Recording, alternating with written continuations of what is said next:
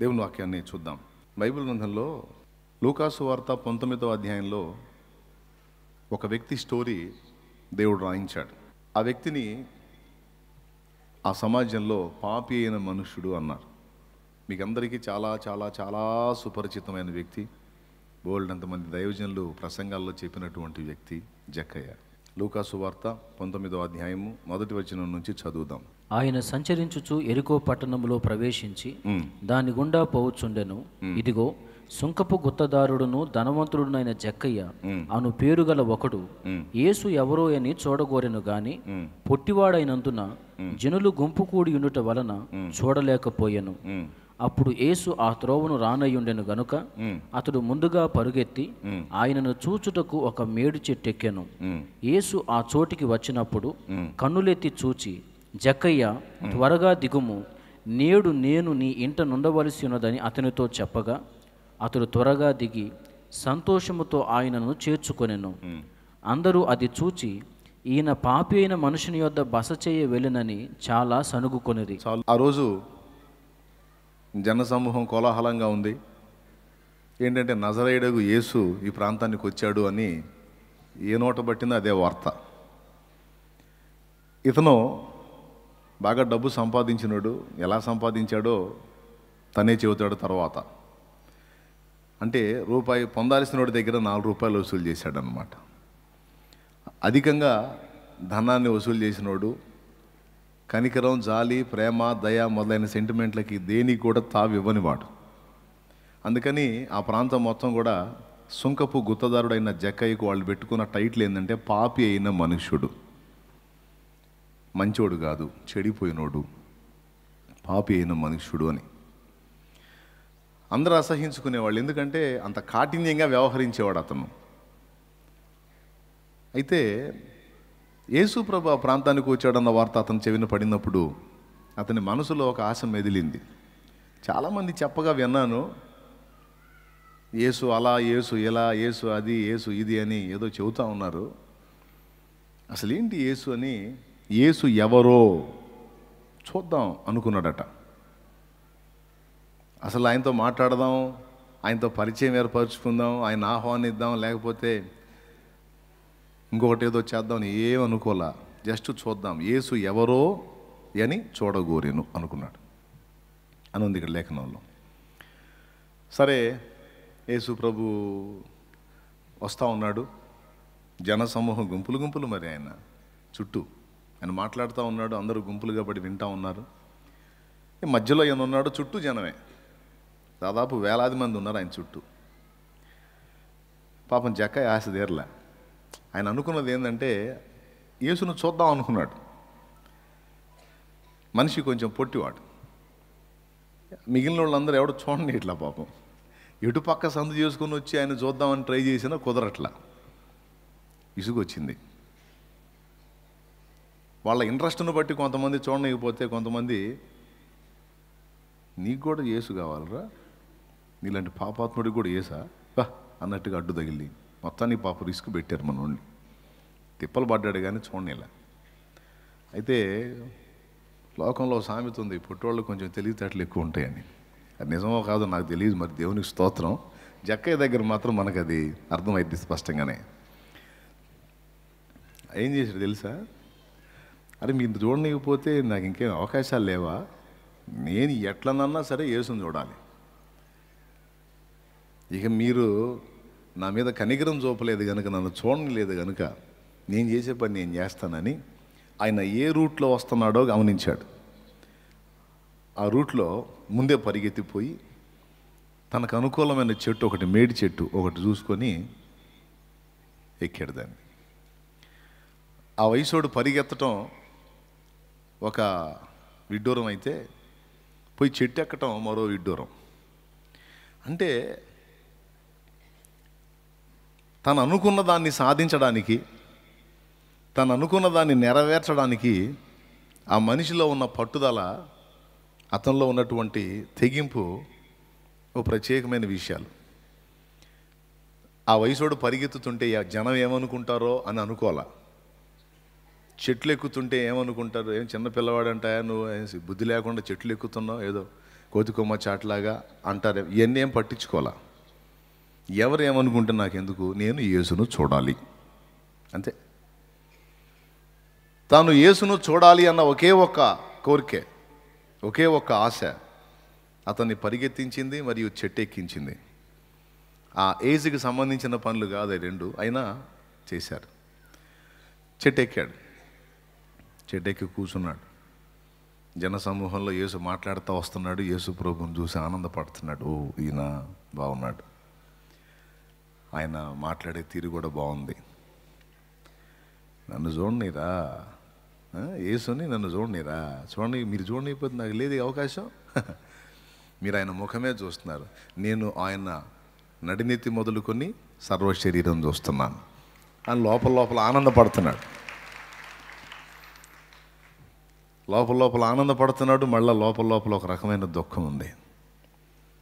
యేసు బాగున్నాడు, బాగా మాట్లాడుతున్నాడు, అయినా ఆయనతో ఉండటానికి, ఆయన ఆశీర్వాదాలు పొందడానికి, ఆయనతో వ్యవహరించడానికి వాళ్ళు తగినోళ్ళు, నేను తగినోడిని కాదు, నాకు అర్హత లేదు. ఎందుకంటే నా మనస్తత్వం మంచిది కాదు, నేను కఠిన హృదయుడిని, నేను జాలి దయలు సెంటిమెంట్లు పెట్టుకునేవాడిని కాదు. ఎవరి దగ్గరైనా సరే అవకాశం ఉన్నంత వరకు డబ్బు లాగటమే నా పని, నాకు ఇంకా ఏ సెంటిమెంట్లు లేవు. నేను పాపి అయిన మనుషుణ్ణి అని నాకు తెలుసు, ఊరు మొత్తానికి తెలుసు. ఎవరికి తెలుసు? నాకు తెలుసు, ఊరు మొత్తానికి తెలుసు. కాబట్టి నాకు తెలిసినప్పుడు, ఊరు మొత్తానికి తెలిసినప్పుడు దేవుడికి తెలియదా? దేవుడికి కూడా తెలుసు. కాబట్టి పొరపాటును కూడా నన్ను ఆయన అంగీకరించడు, ఎందుకంటే నేను పాపిని. అందుకే వాళ్ళు నన్ను రానిలేదు. న్యాయమే, నీలాంటి వాడికి ఎందుకురా యేసు అని నెట్టేశారు. పర్వాలేదు, న్యాయమే అది, ఎందుకంటే నేను అర్హుణ్ణి కాదు, దయా దాక్షిణ్యాలు లేని కఠినుణ్ణి అని ఏదో తన ఫీలింగ్స్ తనకి, తన బాధ తనది. ఏంటో యేసు ప్రభుని చాలామంది చూస్తున్నారు. ఇంకా అక్కడ చెప్పాలంటే మహాపరిశుద్ధులు కూడా ఉన్నారు అక్కడ, వాళ్ళు కూడా చూస్తున్నారు యేసు ప్రభుని. చూడండి, యేసు ప్రభు చుట్టూ ఉన్నవాళ్ళు పరిసయ్యులు ఉన్నారు, శాస్త్రులు ఉన్నారు, సద్దుకాయులు ఉంటారు, యూదులు ఉంటారు, యూదేతరులు కూడా కొంతమంది ఉంటారు. వాళ్ళు యేసుకు దగ్గరలోనే ఉన్నారు, యేసుకు సమీపంలోనే ఉన్నారు, యేసును తాకుతున్నారు, యేసు మీద పడుతున్నారు. జక్కయ్య అనేవాడు దూరంగా ఉన్నాడు, చెట్టు మీద ఉన్నాడు. అతని ఆలోచనలు ఒక రకంగా ఉన్నాయి, ఇక్కడ ఉన్న వాళ్ళ ఆలోచనలు ఒక రకంగా ఉన్నాయి. యేసు ప్రభుని ఒక వ్యక్తి కలుసుకున్నప్పుడు లేదా తెలుసుకున్నప్పుడు అతనిలో కొన్ని సంభవాలు జరుగుతాయి. సరిగ్గా కానీ ఒకడు ఆత్మలో యేసును కలుసుకుంటే, ఆ వ్యక్తిలో కలిగేటువంటి ప్రకంపనలు వేరుగా ఉంటాయి. ఆశ్చర్యం ఏంటంటే, అక్కడ ఉన్నోళ్ళు యేసును చూశారు, ఈ జక్కయ్య అనే వ్యక్తి కూడా యేసును చూశాడు. వాళ్ళైతే ఇంకా ఎక్కువ సమీపంలో ఉన్నారు, జక్కయ్య కొంచెం దూరంగా ఉన్నాడు, కానీ మొత్తానికి ఇద్దరు యేసును చూస్తున్నారు. చూస్తున్నప్పుడు ఈ దగ్గరుండి చూసేవాళ్ళు, దగ్గరుండి ఆయన మాటలు వినేవాళ్ళు, కలుసుకునేవాళ్ళు, వాళ్ళ స్పందన ఒక రకంగా ఉంది. దూరంలో చెట్టు మీద ఉండి యేసును చూస్తూ యేసు ప్రభుని గురించి ఆలోచిస్తున్న వాని యొక్క ప్రకంపన లేదా ఆయన హృదయంలో స్పందన వేరుగా ఉంది. ఇతని హృదయంలో కలుగుతున్న ఆలోచనలు వేరు, యేసు ప్రభు పక్కనున్న వాళ్ళ ఆలోచనలు వేరు. యేసు ప్రభు సమీపంలో ఉండి ఆయన మాటలు వింటున్నట్టు, ఆయన స్పర్శిస్తున్నట్టు ఉన్నటువంటి వ్యక్తుల్లో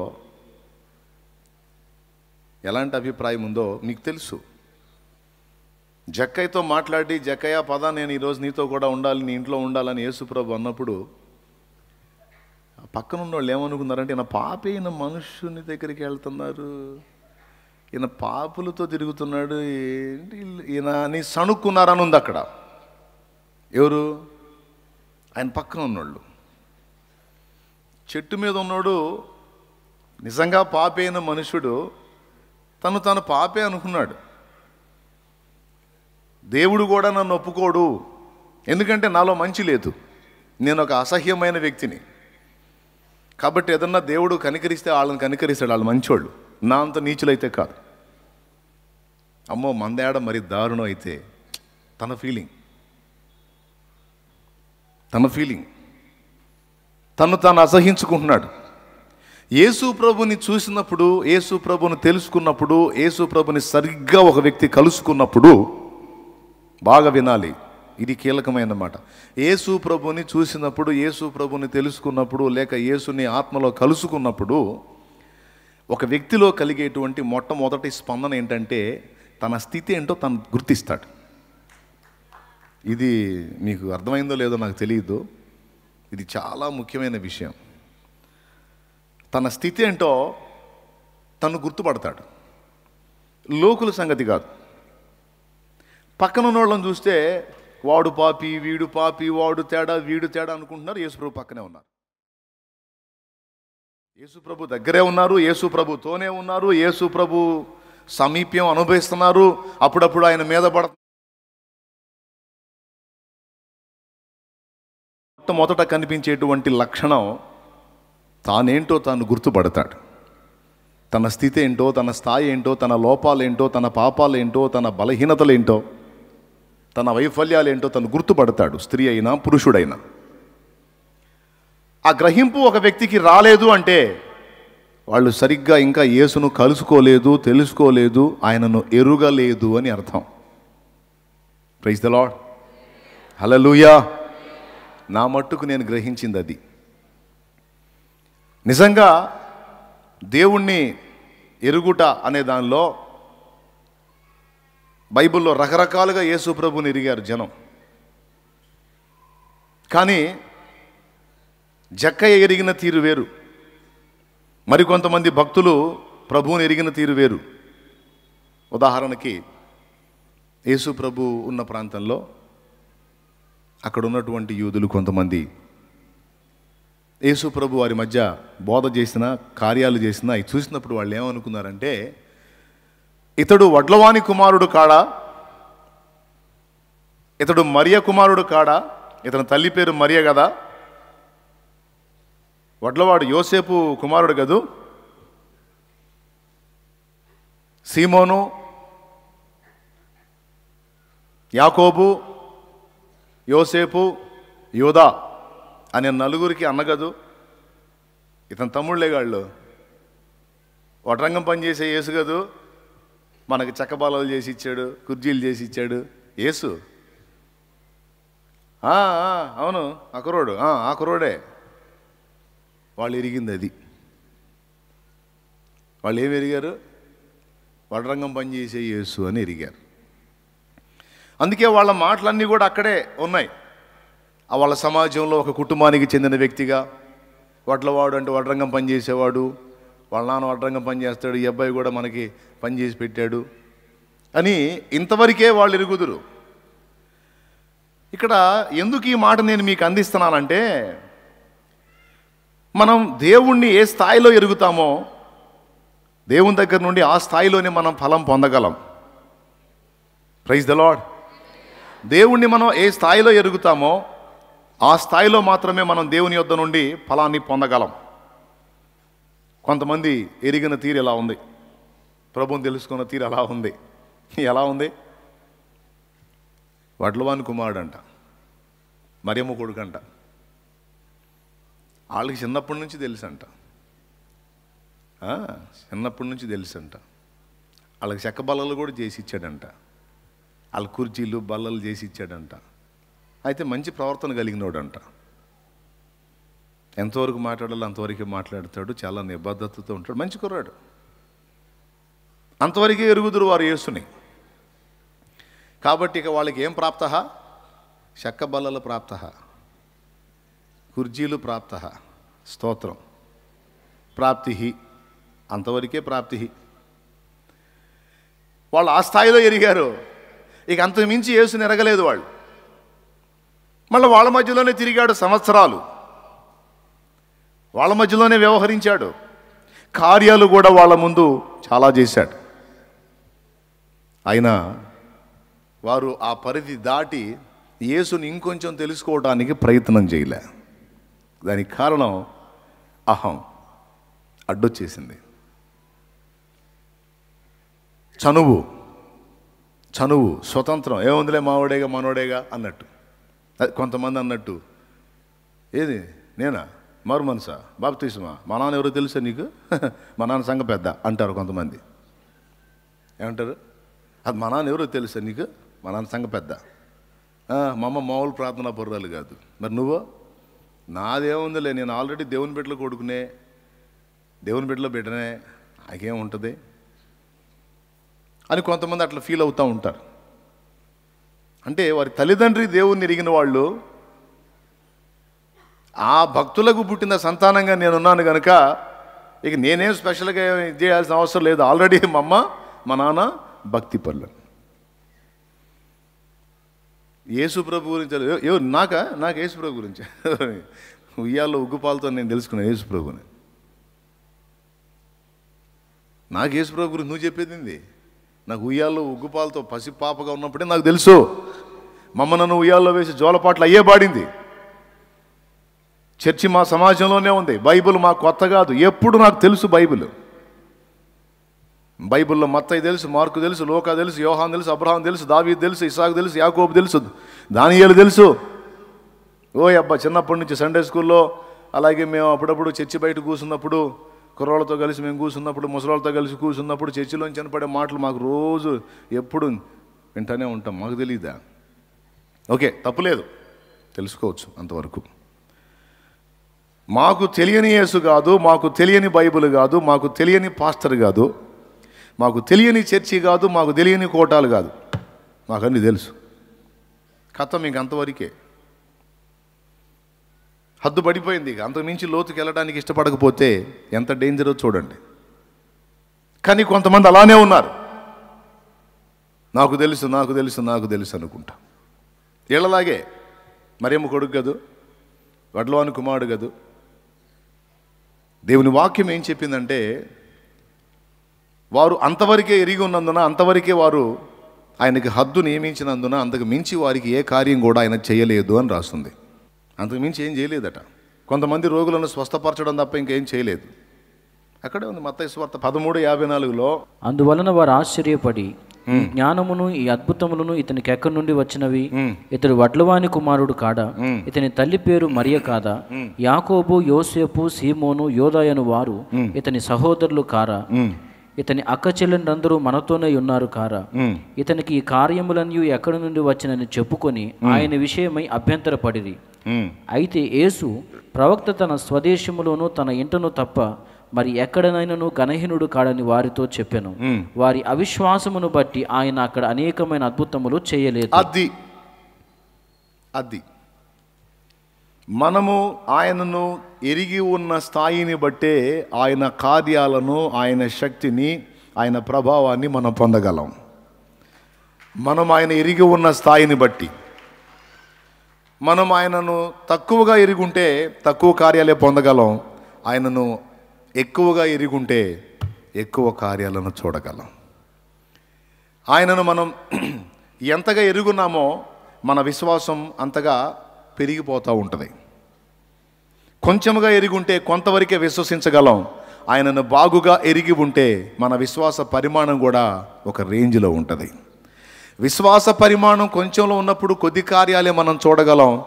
విశ్వాస పరిమాణం ఒక రేంజ్లో ఉన్నప్పుడు ఆయన కార్యాలు కూడా ఒక రేంజ్లో అనుభవించగలం, చూడగలం, చూపించగలం.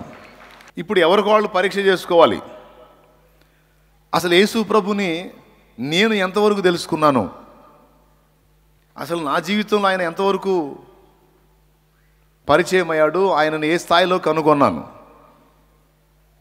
ప్రియులారా, బైబిల్లో చదివి యేసును తెలుసుకోవటం మాత్రమే కాదు, ప్రాక్టికల్గా యేసుతో నడిచి యేసును తెలుసుకోవటం కూడా ఒక అద్భుతమైన అనుభవం. ఈ 22 సంవత్సరాలుగా నేను కొంతమేర ఆయన్ని కొంతమేర తెలుసుకున్నా. నాకు ఒకటి అర్థమైంది, బైబిల్లో చదివి యేసుని తెలుసుకోవటం వేరు, జీవితంలో యేసును అనుభవించి తెలుసుకోవటం వేరు. బైబిల్లో చదువుతారు కొంతమంది, బైబిల్లో తెలుసు, మార్తా తెలుసుకున్నట్టు, పునరుద్ధానమును జీవమును నేనే, నా యందు విశ్వాసం ఉంచువాడు ఎన్నడూ చనిపోడు, నా యందు విశ్వాసం ఉంచువాడు చనిపోయినను తిరిగి బ్రతుకును అనే ప్రభు అంటే అంత్యదినమున లెగుస్తాడని నాకు కూడా తెలుసు అంటున్నాం.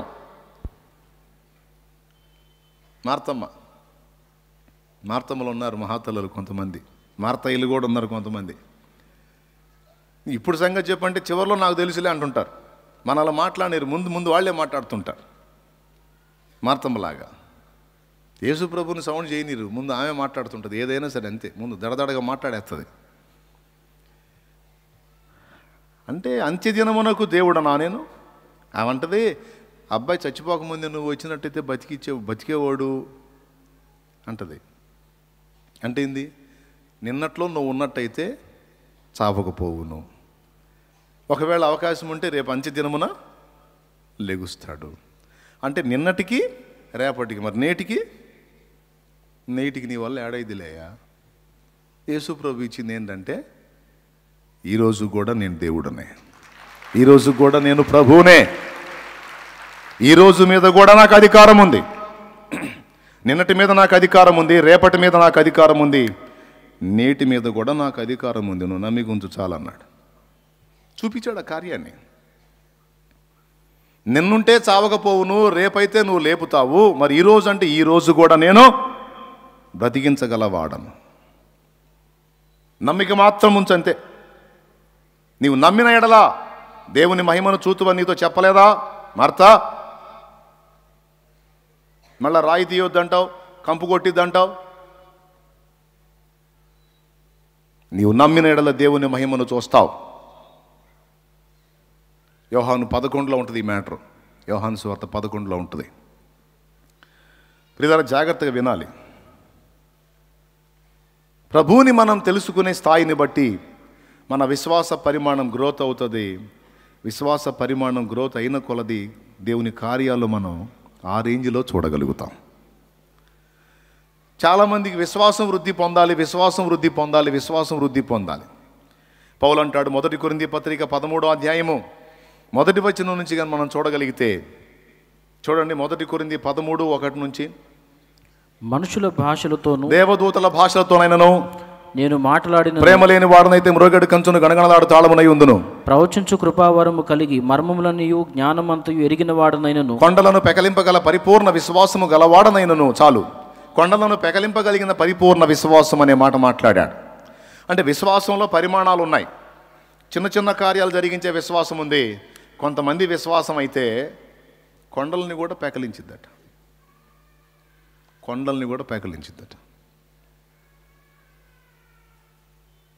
ఓ ప్రాంతంలో చిన్న పరిచర్య జరుగుతుంది, దైవజనుడు కొండ ప్రాంతంలో. వాళ్ళకి కొద్ది భూమి మాత్రమే ఉంది. ఆ కొండ ప్రాంతం ఉంది కానీ అది అక్కడి నుంచి తొలగించి ఫ్లాట్ అయితే ఇంకా విశాలంగా మందిరం కట్టడానికి, పరిచర్య జరిగించడానికి అవకాశం ఉంటుంది. కానీ అదేమో కొండ అయిపోయింది, వేళ కిందనే ఉంది కానీ అది కొండ అయిపోయింది. సరే, సంఘంతో చెప్పాడు, ఈ కొండను దేవుడు పెకలించినట్లు మనం ప్రార్థన చేద్దాం అన్నాడు. సంఘం బెత్తరిపోయారు. ఏం పాస్టర్ గారు అన్న? అవును బిడ్డలారా, ఈ కొండను దేవుడు పెకలించి తీసివేయాలని మనం ప్రార్థన చేద్దాం అంటే సహజంగా ఏమనుకుంటారండి, పక్కన కొండను చూపించి, పెద్ద కొండ అనుకుందాం, దాన్ని చూపించి ఇది దేవుడు తీసివేయాలి, ప్రార్థన చేయండి అంటే విశ్వాసులకి ధైర్యం జరిపోయిద్దా? అసలు విశ్వాసులకి విశ్వాసం ఉంటుందా? మామూలుగానే ఉండదా? పేరుకే విశ్వాసులు కానీ అంత విశ్వాసం ఉండదుగా. ఏమయ్యా, ఉంటుందా? పేరుకే విశ్వాసులు కానీ విశ్వాసులు అంత విశ్వాసం ఉంటుందా? అంత విశ్వాసం ఉంటే కలవరంలో ఎందుకు బతుకుతారు? ఆందోళనలో ఎందుకు బతుకుతారు? ఆవేదనలో ఎందుకు బతుకుతారు? పిరికితనంలో, భయంలో, నిరాశలో, నిస్పృహలో, కృంగుబాటులో ఎందుకు బతుకుతారు? మళ్ళీ పేరుకి విశ్వాసులు. విశ్వాసులనే వాళ్ళలో నిజంగా విశ్వాసం అనేది ఏడిస్తే కలవరాల్లో బ్రతకరు, కృంగుబాటులో, ఆవేదనల్లో, ఆక్రందనలో బ్రతకరు. ఎందుకంటే వారు దేవుని ఎరిగిన వారు, దేవుని యందు విశ్వాసం గలవారు కనుక. విశ్వాసం ఎప్పుడైతే హృదయంలో సమృద్ధిగా ఉంటుందో కలవరం ఆ మధ్యలో కనపడదు, ఆందోళన, దడ, ఆయాసాలు ఆ మధ్యలో కనపడవు. అవన్నీ మనలో కనపడుతున్నాయి అంటే విశ్వాసం పర్సెంటేజ్ బాగా డౌన్ అయిపోయిందని అర్థం. రక్తహీనత వస్తే మొహం పాలిపోయినట్టు విశ్వాస పర్సెంటేజ్ బాగా డౌన్ అయిందంటే రుజువు ఏంటంటే మనలో ఆందోళన, టెన్షను, ప్రెషరు, ఒత్తిడి పెరిగిపోయి ప్రశాంతత పోగొట్టుకుంటాం. ప్రశాంతత పోయింది అంటే అర్థమైంది, ప్రశాంతత కాదు, ముందు విశ్వాసం పోయిందని అర్థం. ఎంతమందికి అర్థమైందో ఏమో మరి. నేను చెప్పినప్పుడు బాగానే తలూపుతారు, మళ్ళీ ఇక్కడ నుంచి దాటంగానే మళ్ళా ఏమైద్దో ఏమో, ఏమైద్దో ఏమో. ఈ దడవాళ్ళతో చచ్చిపోతున్నాను నేను అన్యాయంగా. దేవునికి స్తోత్రం కలుగునుగా. హల్లెలూయా. ఆరేతి, నువ్వు దేవుని యందలి విశ్వాసం కలిగిన వ్యక్తివి.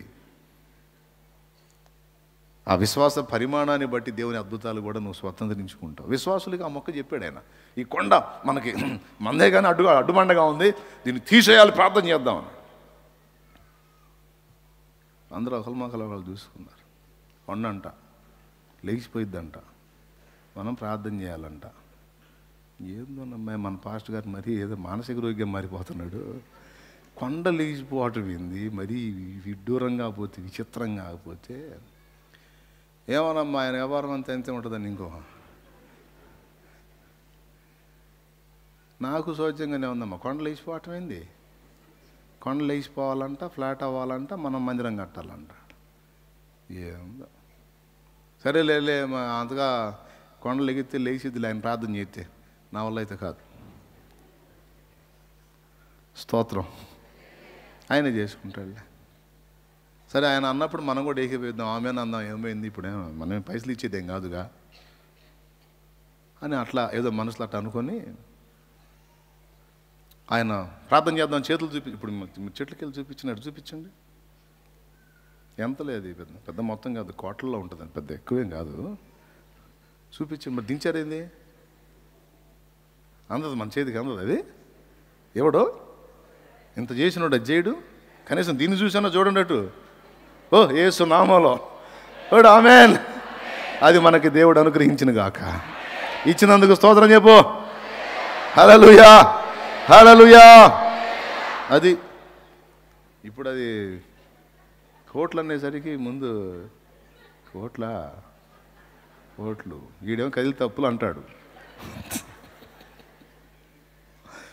కోట్లు అంట ఏడొచ్చింది అనుకోవచ్చు కొంతమంది, లేకపోతే లేదు లేదు ఇంత చేసినోడు అది చేయడం అయింది, లెక్క లేకుండా చేస్తాడని దీన్ని బట్టి ధైర్యం తెచ్చుకోవచ్చు.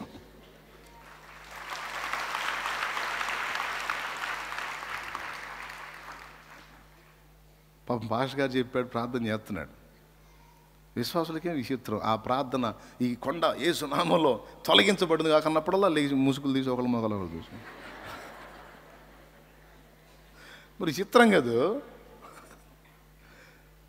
ఏందమ్మా తాడోకి ఇదే ప్రార్థన చేస్తాడు, కొండెట్టబోయిద్ది అసలు. ఏమోలే ఆయన చేస్తాను, మెలకని ఊరుకో, నువ్వు కూడా స్తోత్రం ఆమె అనుకో. భలే ఉంటాయి విశ్వాసుల మాటలు, వాళ్ళలో కూర్చొని వినాలి. అసలు భలే క్యారెట్ ఉంటుంది. మొత్తం మీద ప్రార్థన చేస్తున్నాడు. చేసినప్పుడల్లా వాళ్ళు ముసుగులు తీసి చూసుకునే ప్రక్రియ జరుగుతూనే ఉంది. ఆయన గతి లేక గత్యంతరం లేక ఆయనతో ఏకీభవించకపోతే మళ్ళీ ఫీల్ అవుతాడు కనుక ఆమెన్, అవును తండ్రి, అవును ఆయన యేసు నామములో తొలగిపోవును కాకుండా ఆమెన్ అన్నాడు గట్టిగా అన్నాడు.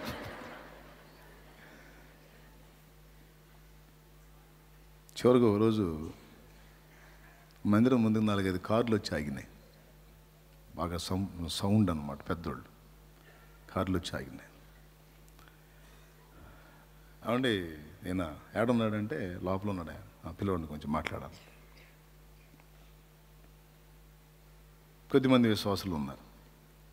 వచ్చాడు బయటికి, సార్ ఇది మీ కిందనే ఉందంట కదా ఈ కొండ, ఇందులో ఎక్కువ శాతం మట్టి ఉంది, కొన్ని రాళ్ళు ఉన్నాయి, మీరు పర్మిషన్ ఇస్తే ఈ మట్టి మేము ఫలానా పని చేస్తున్నామండి ఫలానా దగ్గర, ఇది మొత్తం అవసరం అయింది, మేము తోలుకుంటాం. ఒట్టిగా కాదు సార్, మీకు ఎంతో కొంత పైసలు ఇస్తాం సార్, మీరు ఈ అమౌంట్ చెప్తే ఇస్తాం మీకు, ఈ మొత్తం మేము తోలుకుంటాం సార్ అన్నారు. ఇప్పుడు చుట్టుపక్కల విశ్వాసులకి వెళ్ళి చూశాడు. వాళ్ళు ఏమన్నారు? కొండ లెగిసిపోవాలి. ఏందో ఓకే, అందుకోసమే కదా వీళ్ళు మనసులో అనుకొని ఆ కొండ మాకు కావాలి కదండి. ఏం చేసుకుంటాడు? లేదు సార్, మాకు మట్టి చాలా అవసరమైంది, మీరు కావాలంటే అంత అమౌంట్ చెబితే మేము అమౌంట్ ఇస్తాం సార్, మొత్తం తోలుకుంటాం సార్, అర్థం చేసుకోండి. ఈ మధ్యలో ఎక్కడ మట్టి లేదు సార్, మాకు ఇదే దిక్కు అయిపోయింది, ప్లీజ్ సార్. ఒక రేటు మాట్లాడుకున్నారు. ఇక దిగిన బళ్ళని దిగిన ఒక పక్క నుంచి తోడి కొద్ది రోజుల్లో నేలమట్టం చేశారు దాన్ని.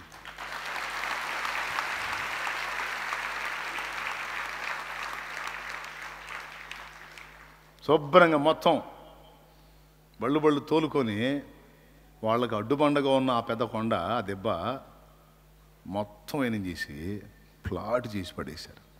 ఇప్పుడు చూడండి, కొండ పోతే చాలు అనుకున్నారు. కొండ పోవటమే కాకుండా మందిరం కట్టడానికి డబ్బులు కూడా ఇచ్చిపోయింది.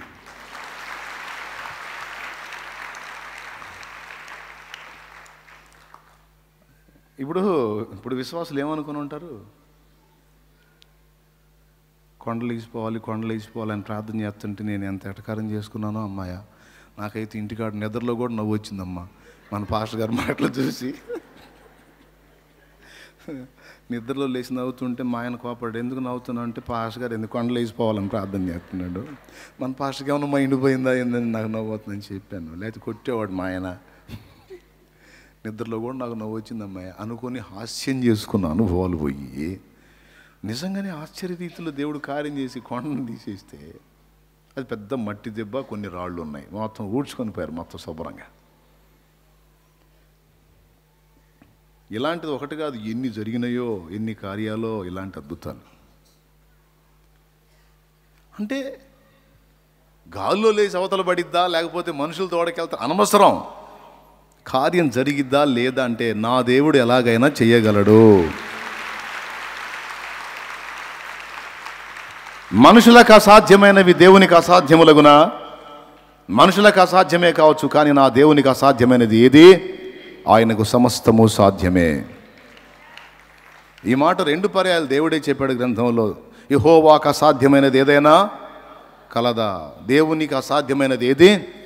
సమస్తమును సాధ్యపరచగలడు. ఆయన తలుచుకోవాలి, ఆయన పూనుకోవాలే కానీ ఏది ఆగదు ఆయన ముందు. అయితే అలా ఆయన పూనుకున్నట్లు చేయున్నది మన విశ్వాసం, ఆయనను కదిలించున్నది మన విశ్వాసం. అది ఇక్కడ పాయింట్. విశ్వాసులు ఎందుకని హాస్యం చేసుకున్నారు? దైవజనుడు ఎందుకని సీరియస్గా ప్రార్థన చేశాడంటే తెలుసా? దైవజనుడు ప్రభువుని ఎరిగినంతగా విశ్వాసులు ఎరగరు. వీళ్ళు ఏ పరిధిలో యేసు ప్రభుని ఎరిగారో ఆ పరిధిలోనే దేవుని ఆశిస్తారు, విశ్వసించగలుగుతారు, వాళ్ళ పరిమాణం అంతే. కానీ దైవజనుడు వీరికంటే మరి మెరుగ్గా దేవుని ఎరుగును. ఎంత అంటే పరిపూర్ణ విశ్వాసం ఉంచాడు. ఆ పరిపూర్ణ విశ్వాసం యొక్క శక్తి ఏమిటంటే అది కొండలను కూడా పెకలించి వేయగలిగిద్దట. నేను కాదు, 1 కొరింథీ పత్రిక 13లో పౌలు చెప్పాడు. చదివారుగా మీరు ఇప్పుడు. కొండలను పెకలింపగల పరిపూర్ణ విశ్వాసము గలవాడనైనను అనే మాట వాడాడు.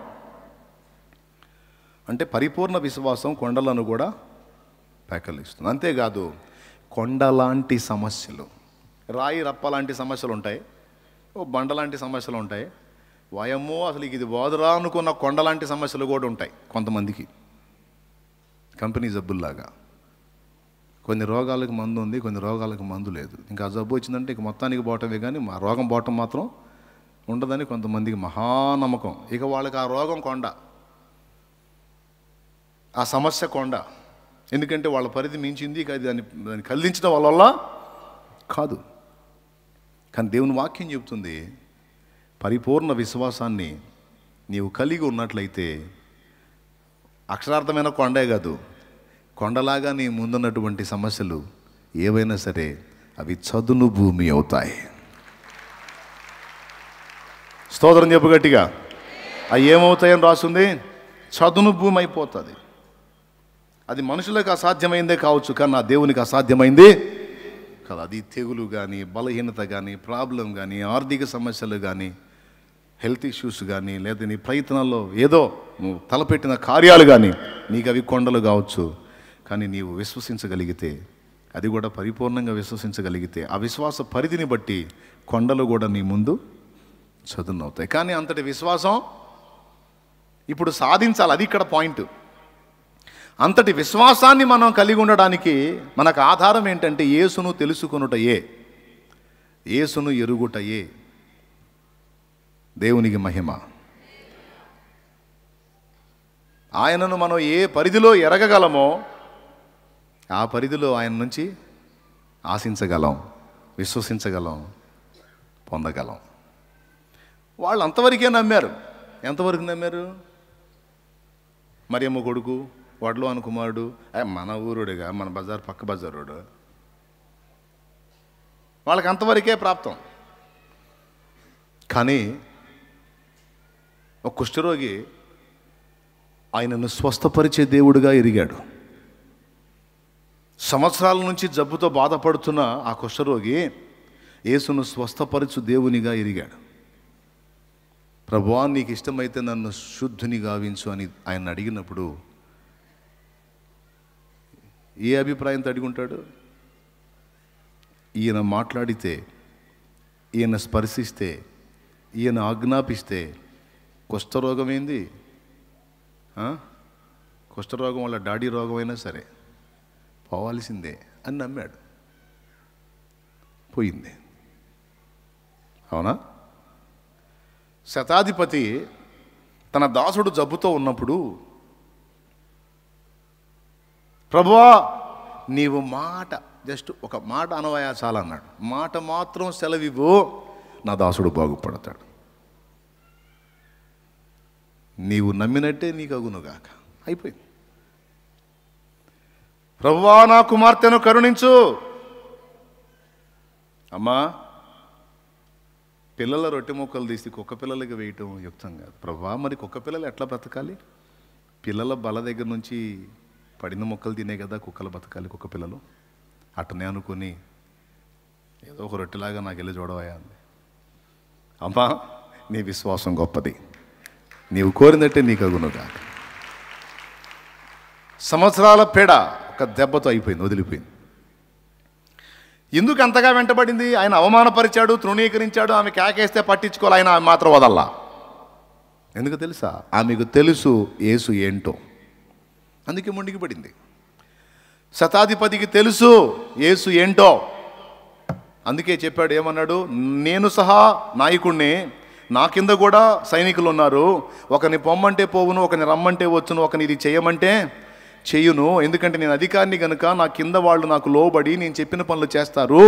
ప్రభువా, నీవు సర్వాధికారివి గనుక, నీకు రోగముల మీద కూడా అధికారం ఉంది గనుక ఒక్క మాట సెలవిస్తే వాని రోగం వదిలి వాడు బాగుపడతాడని నాకు తెలుసు. బాబా బాబా బాబా.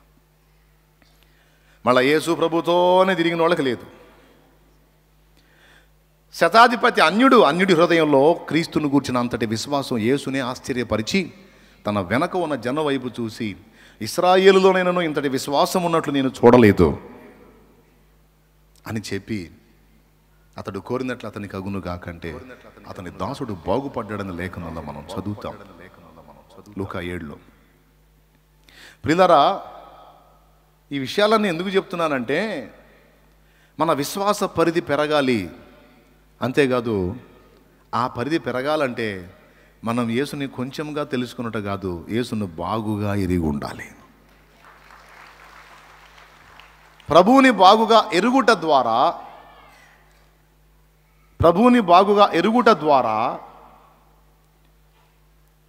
రెండు జరుగుతాయి. ఇంట్రెస్ట్ ఉంటే రాసుకో, సూపర్ ఉంటుంది కొటేషను. ప్రభువుని బాగుగా ఎరుగుట ద్వారా రెండు జరుగుతాయి. ఒక అవిశ్వాసం వచ్చిద్ది, ఒక విశ్వాసం వచ్చిద్ది. ఒక అవిశ్వాసం వచ్చిద్ది, ఒక విశ్వాసం వచ్చిద్ది. అవిశ్వాసం రావటం ఏంది, విశ్వాసం రావటం ఏంది అన్నద్దు, చెప్తా. అవిశ్వాసం ఎవరి మీద వచ్చిద్దంటే మన మీద మనకు వచ్చిద్ది. విశ్వాసం ఎవరి మీద వచ్చిద్దంటే మనం ఆయన ఎరుగున్నందున ఆయన మీద వచ్చింది. ఇప్పుడు జరగాల్సింది అదే. లోకం నేర్పేది ఏంటంటే ఎవరో వస్తారు ఏదో చేస్తారు కాదు, నీ మీద నీకు ఉండాలి విశ్వాసం, నీకు ఆత్మవిశ్వాసం ఉండాలి, నీకు అలా ఉండాలని లోకం నేర్పిద్ది. దేవుడు నేర్పేది ఏంటంటే, దేవుని వాక్యం నేర్పేది ఏంటంటే, నీ మీద నీకుండే విశ్వాసం నీకు కొంత చేసి పెడితే నా యందలి నువ్వు కలిగి ఉండే విశ్వాసం కొండలను కూడా నీ ముందు నుంచి పెకలిస్తుంది. కాబట్టి నీ మీద నీకు విశ్వాసమా లేకపోతే నీకు నా మీద విశ్వాసమా తేల్చుకో అంటాడు. కొంతమందికి వాళ్ళ తెలివితేటల మీద, వాళ్ళ జ్ఞానం మీద, వాళ్ళ ప్రవర్తన మీద, వాళ్ళ వ్యవహారాల మీద, వాళ్ళ జ్ఞానం మీద, వాళ్ళ పనితనం మీద వాళ్ళకి మహావిశ్వాసం. కానీ యేసును తెలుసుకునే కొద్దీ, యేసును కలుసుకునే కొద్దీ రెండు జరుగుతాయన్నాను. మన మీద మనకి విశ్వాసం పోయిద్ది. ఎందుకంటే మన బతుకేంటో, మన స్థాయి ఏంటో, మన జ్ఞానం ఏంటో, మన కెపాసిటీ ఏంటో మనకు అర్థమైపోయింది. మనమేందో మనకు అర్థమయ్యే కొద్దీ డౌట్ లేదు, ఇక ఆయన మీద అనుకోవటం మొదలు పెడతాం, ఆయన మీద ఆధారపడటం మొదలు పెడతాం, ఆయన విశ్వసించటం మొదలు పెడతాం. ఇదంతా దేవునికి సమీపంగా వెళ్ళే కొద్దీ జరిగేటువంటి ప్రక్రియ. ఏమన్నా ఉపయోగపడిద్దా మీకు ఇదే? అసలు మ్యాటర్ అర్థమైందా ఇంతకీ? ఏం చెప్పాను చెప్పండి. నేను ఇప్పుడు ఏం చెప్పావంటే అదే బాధ, అదే ఏంది అది? యా, చూడండి, జక్కయ్యను దర్శించాడు. జక్కయ్య చూశాడు యేసుప్రభుని. వెంటనే తన అంతరంగంలో ఒక రకమైన ఫీలింగ్ స్టార్ట్ అయింది. ఆయన పరిశుద్ధుడు, ఆయన చుట్టూ ఉండేవాళ్ళు పరిశుద్ధులు, వాళ్ళు నాకంటే మంచివాళ్ళు, మనం వాళ్ళ కాదుగా, మనం తేడా.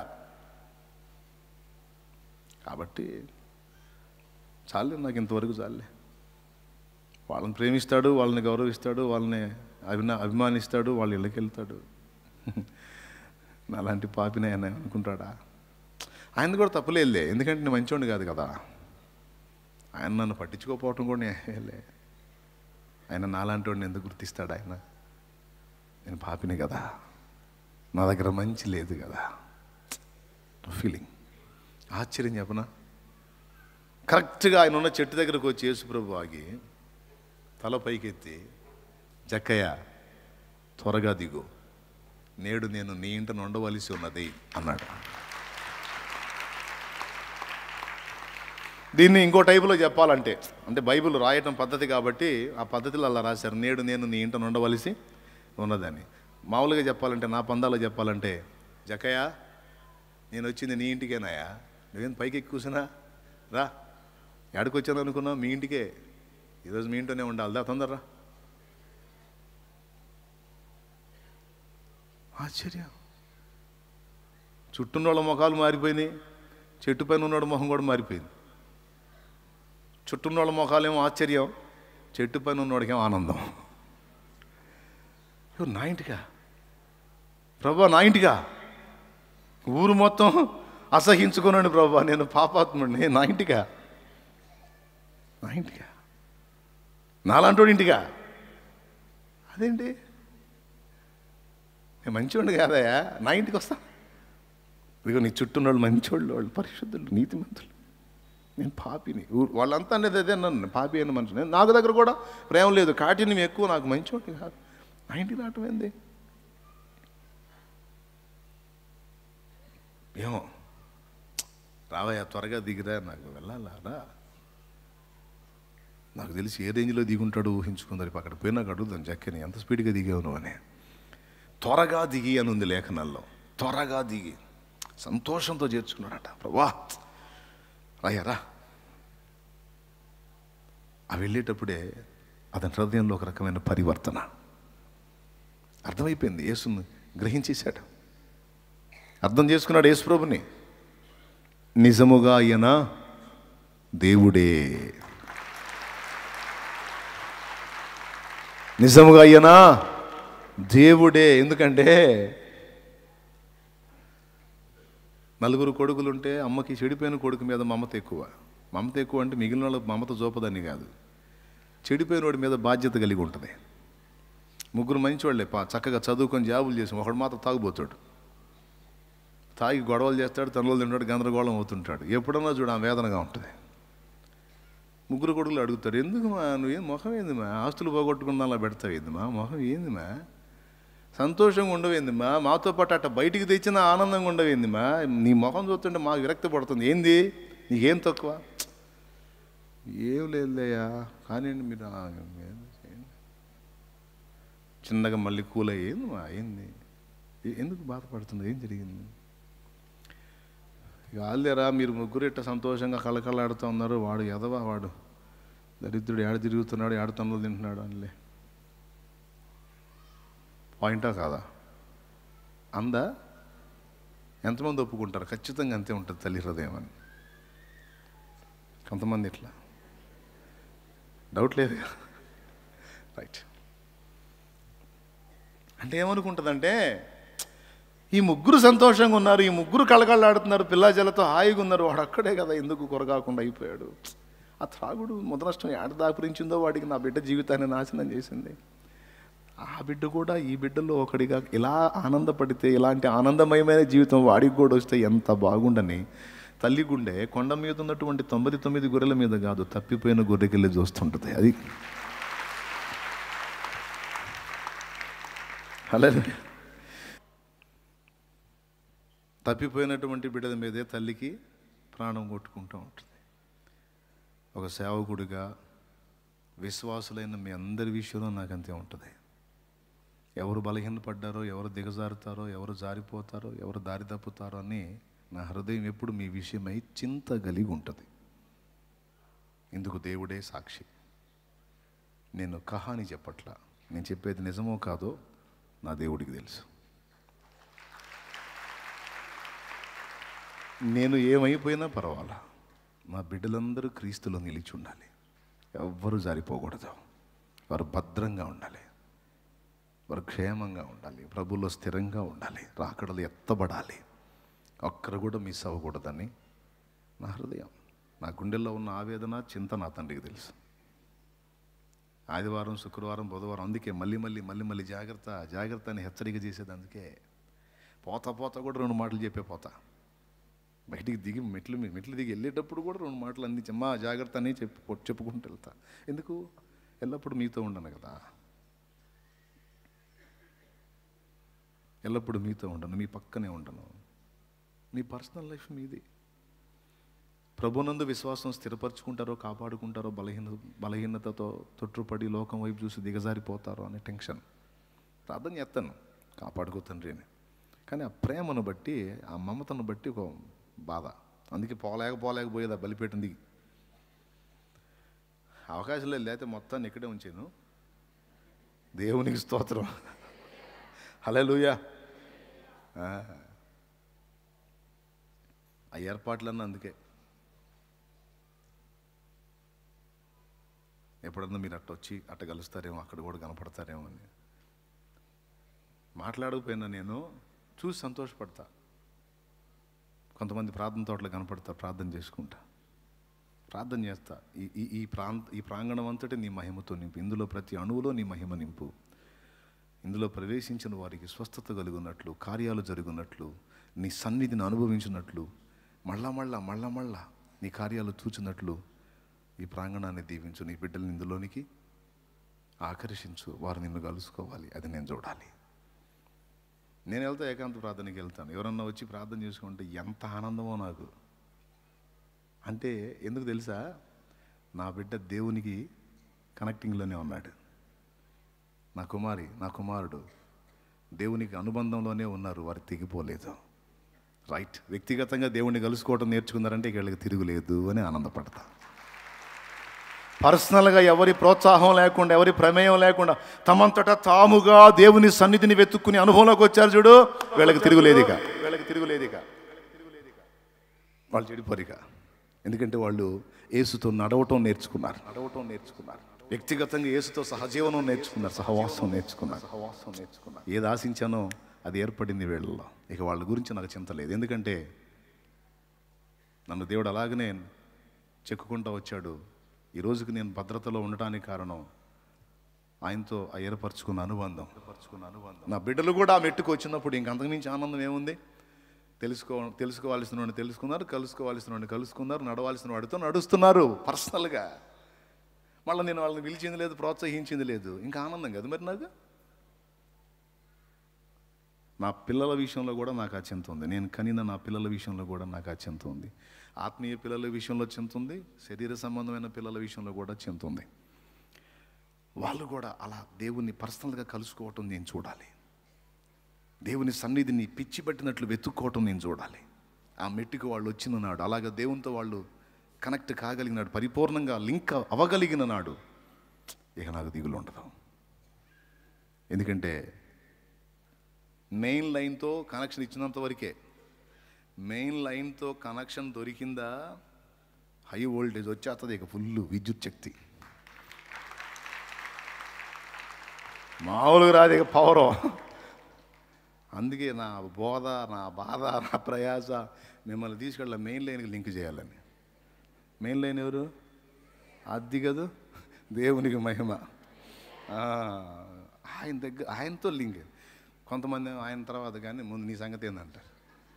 తమ్ముడా నాతో లింక్ వద్దు, ఎందుకంటే ఆట్యకాలం నడవదు. ఇప్పుడు కూటమి అయిపోయింది, మన లింక్ దిగిపోయింది. నీ తిప్పల్ని నా తిప్పల్ని. కానీ యేసయ్యతో అనుబంధం ఏర్పరచుకుంటే నా వారు ఎవరున్నా నీ తోడు సరిరారు, నా వారు ఎవరున్నా నీ తోడు సరిరారు. చేసి ఉన్న భాషలను చిత్రముగా మరచేరు, చేసి ఉన్న భాషలను చిత్రముగా మరచేరు. ఈ లోక బంధాలన్నీ తెగిపోవును ఒకనాడు, ఈ లోక బంధాలన్నీ తెగిపోవును ఒకనాడు. నా తండ్రి మన అనుబంధం విడిపోదు ఏనాడు, నా తండ్రి మన అనుబంధం విడిపోదు ఏనాడు, విడిపోదు ఏనాడు. యేసుని అనురాగం నిజమైన మమకారం చూపున ఎవరైనా ఏ బ్రతుకులో దొరుకునా ఎందైనా ఏ జగతిలో యేసుని అనురాగం.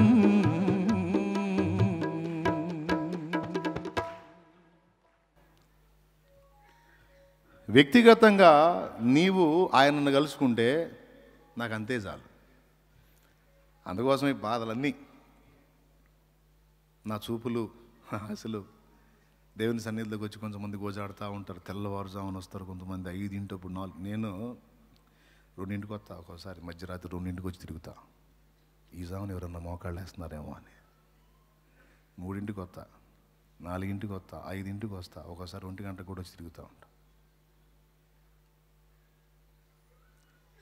మరి విడి సమయాల్లో నాకు అవకాశం దొరకదు. విడి సమయాల్లో కనపడ్డానంటే కనిపిస్తే కాల్చివేత. మధ్యరాత్రి ఇంకా నన్ను ఈ మధ్యలో ఉన్నారు, అందుకని మధ్యరాత్రి తిరుగుతారు. ఆ జామును కూడా కొంతమంది అయ్యా అయ్యా అంటుంటారు. ఎంత సంతోషం కలిగిద్దో నాకు. ఈ జామును లేచి వీళ్ళు ప్రార్థన చేస్తున్నారు, నిద్రపోరా, చాలా హ్యాపీ. నా బిడ్డలే కదా, నా తండ్రి నా నుండి ఇచ్చిన సందేశం వాళ్ళని ఇంతగా ఆయన సన్నిధిని రాత్రింబవలు తేడా లేకుండా గడిపేటట్టు ఈ కృప నాది కదా. ఒక ఆనందం. మీకేమైనా అర్థమవుతుంది చెప్పేది? ఎంతమందికి అర్థమవుతుంది? Thank you. ఎట్లా కాపాడారు నన్ను. చురుగ్గా చేయొచ్చు, నిదానంగా చేయొచ్చు డౌట్ వచ్చేది నాకు. చాలా సంతోషం. ప్రియులారా, ప్రభువుని అలా కలుసుకున్నప్పుడు మనిషిలో తానేంటో తనకు అర్థమైద్ది. తనెంత బలహీనుడో, తనెంత అపాత్రుడో, అయోగ్యుడో, ఎంత తెలివి తక్కువవాడో, ఎంత అజ్ఞానో యేసయ్యకి దగ్గర అయ్యే కొద్ది అర్థమవుతుంటుంది మనకే. మనకు అర్థం కాకుండా మన మీద మనకు కొంచెం కాన్ఫిడెన్స్ లెవెల్స్ బాగున్నాయి అనుకో, కొంచెం దూరంగా ఉన్నామని అర్థం ఆయనకి. మనం పర్లేదు అనుకుంటున్నాం అనుకో, కొంచెం దూరంగా ఉన్నామని అర్థం. మన తెలివితేటలు కూడా కొంచెం పర్లేదు, మనకు చురుకుదనం ఎక్కువ అనుకుంటే దూరంగా ఉన్నామని అర్థం. అనుకున్నాం అనుకో, అంటే కొంతమంది ఇలా అనుకుంటే బాగుండని అనుకుంటారు. అట్ట అనుకోవటం కాదు, నిజంగా ఏసైకి దగ్గర అయ్యే కొద్దీ నా ముందు నీ ముందు అంటాం కాదు, మనలో మనమే అనుకుంటాం. ఏమని? అయ్యో నేను అపవిత్రుడను, అపవిత్రమైన పెదవులు గలవాడను అన్నాడు యేసును మహిమలో చూసినోడు. యెషయా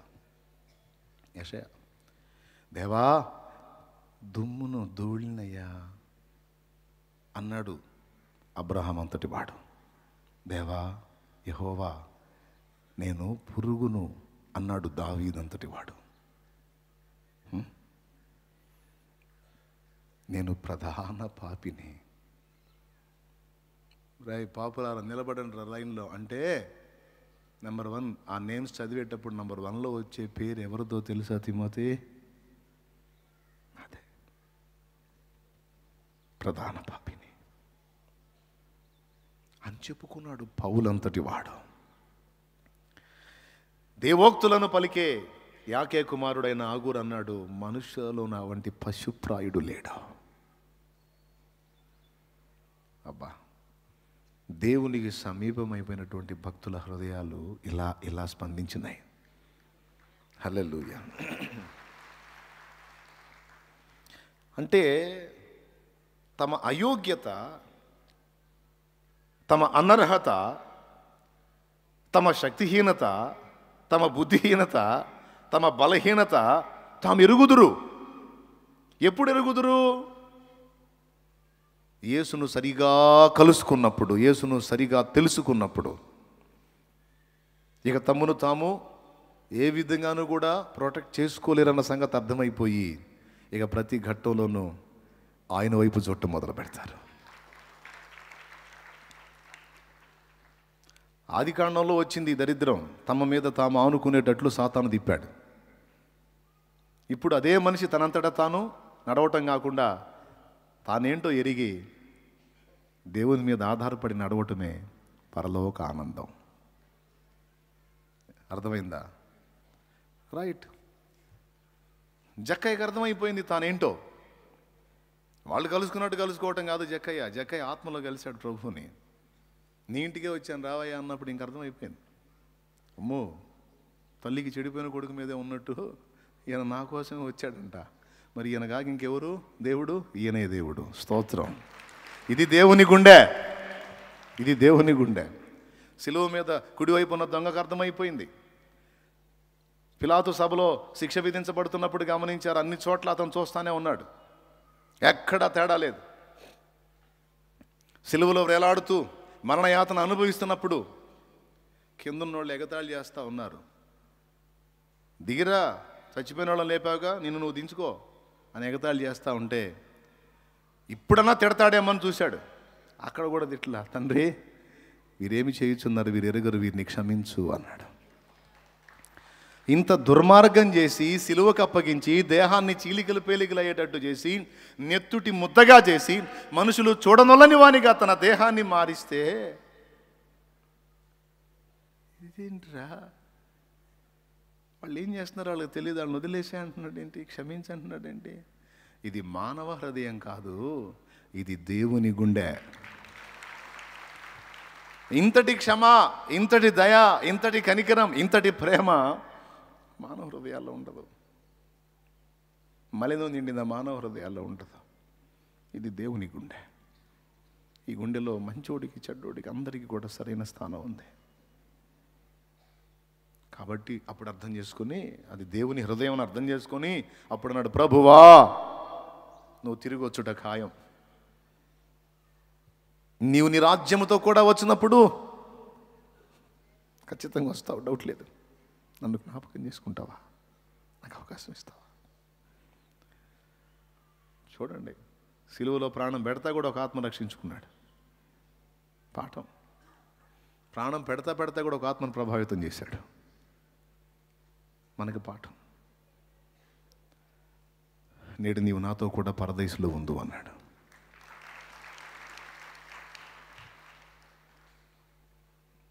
దేవుణ్ణి కలుసుకున్న వాళ్ళ తత్వం అలా మారిపోయింది ప్రియులారా. ఇక జక్కయ్యకి అర్థమైపోయింది. వెళ్తానని చెప్తున్నాడు. ఇక ప్రభువా, ఇంటి సమీపంలోకి వెళ్ళినప్పుడు, ఇంటికి సమీపించినప్పుడు నిలిచి మాట్లాడుతున్నాడు జనం అందరి ముందు ప్రభుతో. ప్రభువా, నాకు తెలిసి నేను పాపాత్ముడిని, నేను చెడిపోయినోడిని. జాలి, దయ, కనికరం, ప్రేమ అనే ఏం లేవు.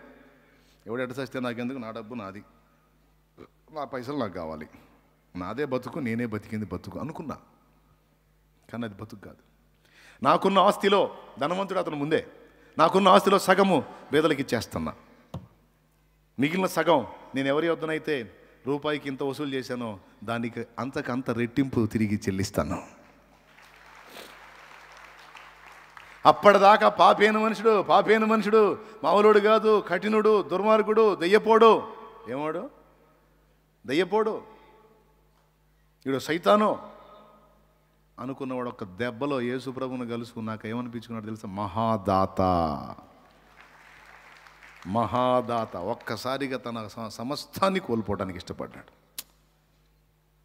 విప్లవాత్మకమైన మార్పు. యేసును కలుసుకున్న వానికి, యేసుని సరిగా తెలుసుకున్న వానికి, యేసుని సరిగా ఎరిగి ఉన్న వానికి కలిగే స్పందన తానేంటో తనకు అర్థమైద్ది. తానెంత అనర్హురాలో, అయోగ్యురాలో, తామెంత బలహీనులో తమకు అర్థమైద్ది. రెండవది, కార్యాలను నెరవేర్చుటయందు తామెంత ఆసక్తులో కూడా అర్థమయ్యి, ఇక తమ పరిశుద్ధత మీద కానీ, తమ శక్తి మీద కానీ, తమ జ్ఞానం మీద కానీ, తమ తెలివితేటల మీద కానీ ఇక విశ్వాసం ఉండదు. అది విరిగిపోయిద్ది. ఏమైపోయిద్ది? అది విరిగిపోయి నా పరిశుద్ధత కాదు, నీవే నా పరిశుద్ధత అన్నగాడికి వస్తాడు. ఏమంటాడు? నా జ్ఞానం కాదు ఇక నువ్వే నా జ్ఞానం అంటాడు. నా నీతి కాదు ఇక నువ్వే నా నీతి అంటాడు. నన్ను నేను విమోచించుకోవటం కాదు, నీవే నా విమోచన అంటాడు. హల్లెలూయా. నీవే స్తుతిగానము, నీవే నా విజయము, నీవే నా అతిశయం యేసయ్యా. ఇంక లేదు నాయన, మరి నీ అందే నాకు విజయం, నీలోనే నా అతిశయం. ఇక నీవే నా స్తుతి గానం, నా పాట, నా మాట, నా పలుకు, నా పదం నువ్వే. ఇంకొక ఆయన అయితే నా జయంతి వర్ధంతి మొత్తం నువ్వే అన్నాడు. నా జయంతి, నా కాంతి, నా శాంతి, నా జయంతి, నా వర్ధంతి. జయంతి అంటే పుట్టినరోజు, వర్ధంతి అంటే పోయినరోజు. నేనున్నది నీ వల్లనే, పోయేది కూడా నీ దగ్గరికి. అన్నీ నువ్వే, అంతా చేసే. కాబట్టి ఇప్పుడు మీకేమర్థమైంది? తన బలహీనతను తను గుర్తెరుగుతాడు గనక, తన అశక్తతను తను గుర్తెరుగుతాడు గనక ఇక తన మీద తనకి ఎలాంటి విశ్వాసం ఉండదు. తన మీద తను అతిశయపడటానికి ఏమీ. అలా కాకుండా ఎవరైనా ఉప్పొంగుతున్నారు అంటే, అలా కాకుండా ఎవరైనా తమ మీద తాము ఆనుకుంటున్నారు అంటే చాలా దూరంగా ఉన్నారు ఆయనకని అర్థం.